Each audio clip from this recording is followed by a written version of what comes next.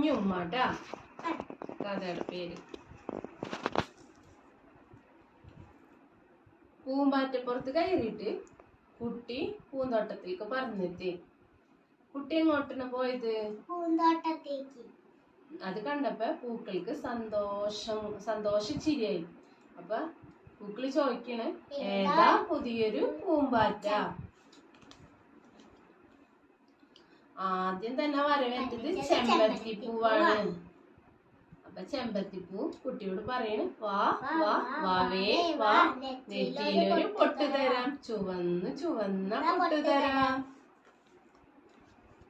പിന്നെ പോയത് റോസാപ്പൂവിന്റെ അടുത്തേക്കാണ്. പനിനീർച്ചെടി മുള്ളുകൾ മടക്കി പൂക്കൾ ഉയർത്തി പിടിച്ചു. എന്നിട്ട് കുട്ടിയോട് പറയണ്, വാ വാ വാവേ വാ, കവിളിൽ ഞാൻ ചായമിടാം. റോസാപ്പൂ ചായമിടാന്ന് പറയണ്.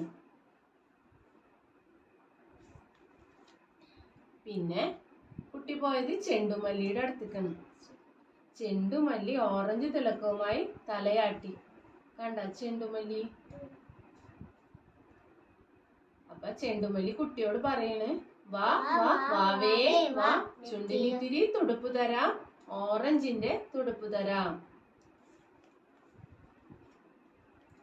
പിന്നെ പോയത് കോളാമ്പിപ്പൂവിന്റെ അടുത്തേക്കാണ്. കോളാമ്പിപ്പൂവിന്റെ തുറന്ന വായ്ക്ക് മുമ്പിൽ കുട്ടി നിന്നു.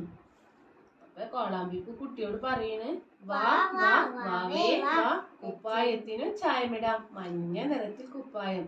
കണ്ട മഞ്ഞ നിറത്തില്. പിന്നെ ശംഖുപുഷ്പത്തിന്റെ അടുത്തേക്കാണ് കുട്ടി പോയത്. ശംഖുപുഷ്പം പടർന്നു കയറി മുകളിലായിരുന്നു.